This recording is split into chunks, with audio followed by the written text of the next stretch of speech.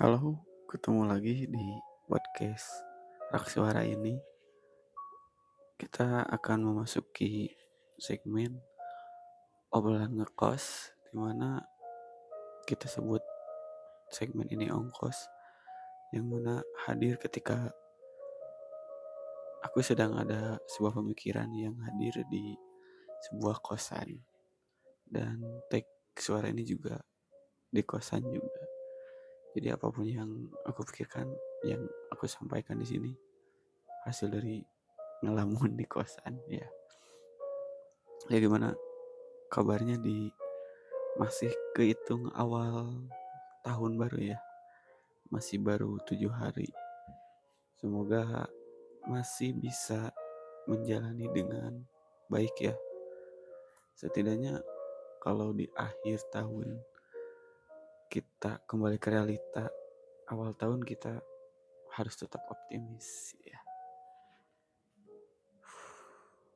Cukup ramah sih untuk ongkos. Kemarin kita ada di segmen ngobrolan bersama, dimana kebetulan ada di sekelilingku seorang yang mahir di bidang yang aku pengen obrolin dengan dia gitu, dan hasilnya ada di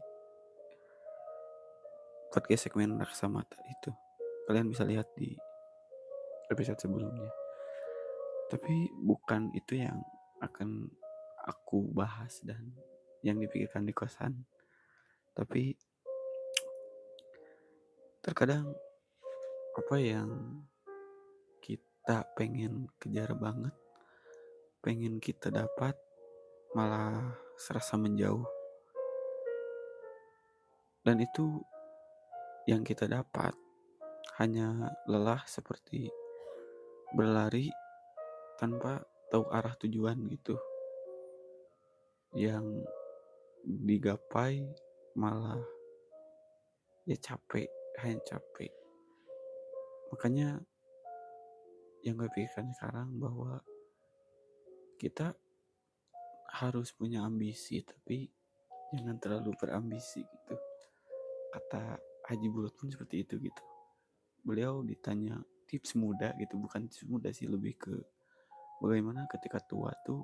Beliau kan sudah sekitar umur 70 atau 80 ya, sehat-sehat gitu.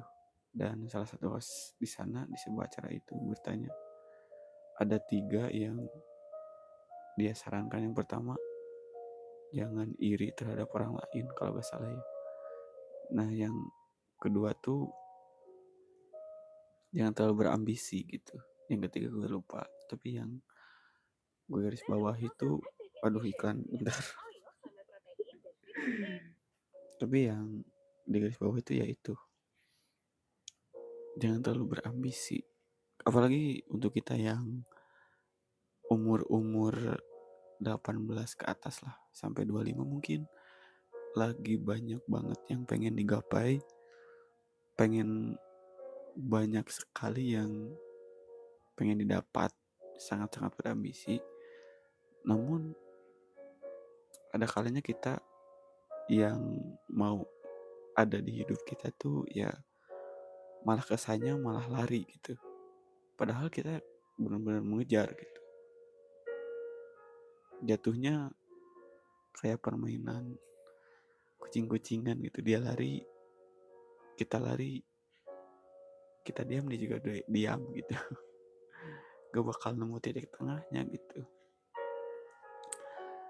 Makanya ya masuk banget sih gitu ketika Haji Bolot, seorang komedian gitu yang umurnya udah rentan, bukan rentan sih, udah tua ya, udah berumur, membagikan tipsnya bahwa kalau kita iri itu bakalan jatuhnya nanti stres.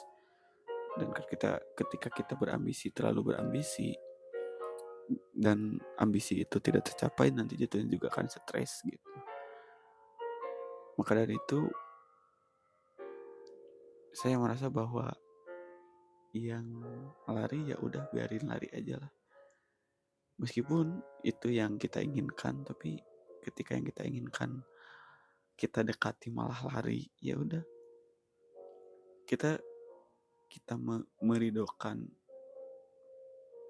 keinginan yang tidak dapat kita gapai, atau kita menunggu untuk bisa mementaskan diri buat keinginan yang kita harapkan itu datang dengan sendirinya gitu.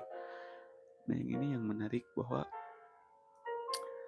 kata Komang ya, kata pencipta lagu Komang, Raim Laode, Raim gitu, Raim Laode gitu, Raim gitulah, pokoknya pencipta Komang. Dia berkata bahwa dunia itu kalau kita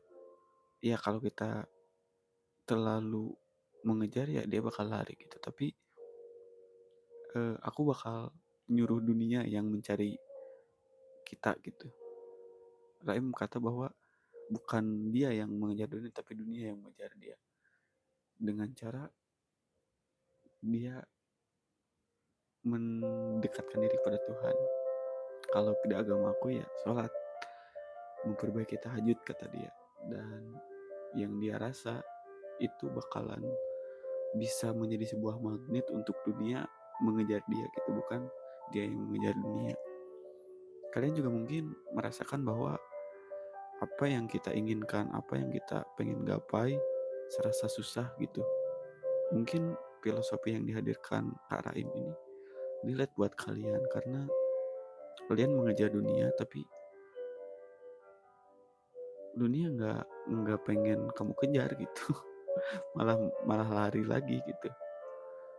Makanya yang gue pikirin sekarang, bahwa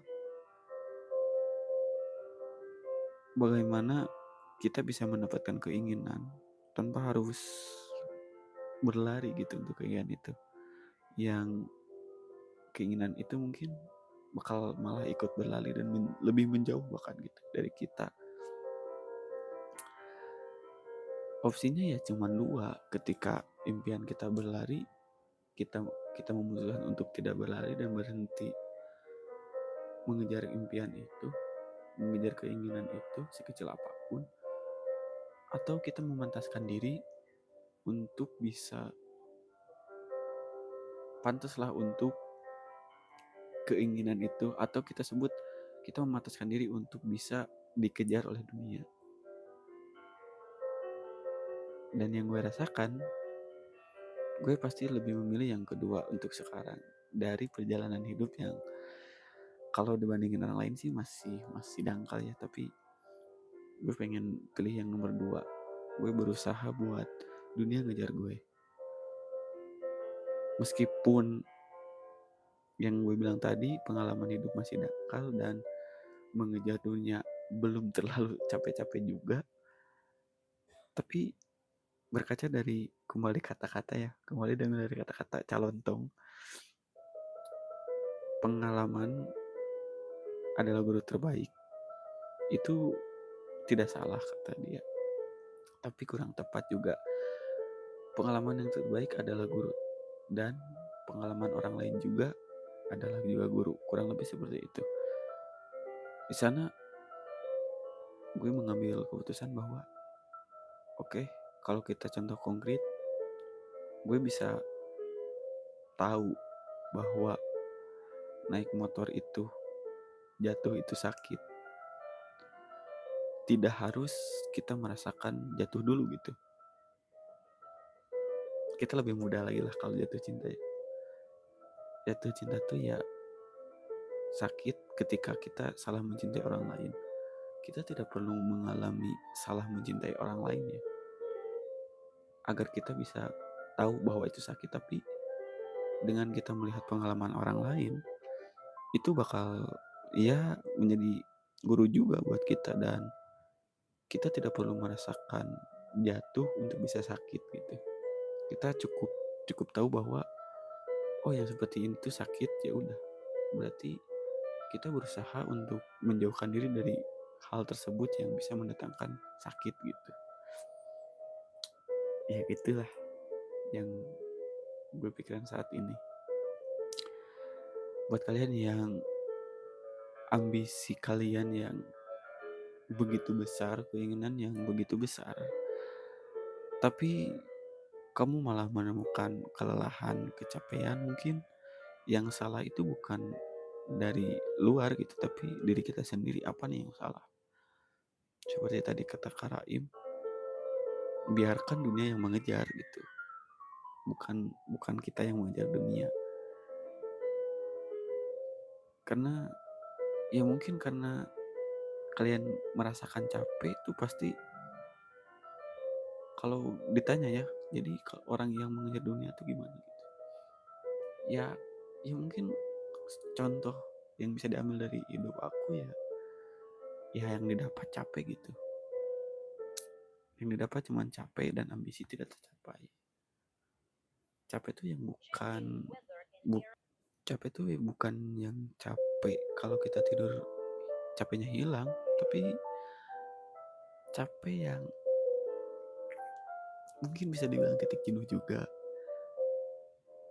Mungkin bisa dibilang monoton gitu. Yang dirasain hidup tuh kayak monoton dan stuck di sana aja gitu. Kalau ngambil dari aku pribadi ya, oh berarti gue masih mengejar dunia gitu. Ketika merasa hal-hal yang gue tadi sebutkan. Jadi dari pemikiran sana, meskipun belum gue lakuin sih, bagaimana cara untuk bisa dunia mengejar kita, tapi gue baru sadar dan pengen merubah hal tersebut. Buat kalian juga yang mungkin sama merasakan hal yang sama, capek, jenuh, dan kayak stuck, monoton di hidup kalian, ya mungkin bisa jadi salah satu penyebabnya ya kalian terlalu mengejar dunia gitu.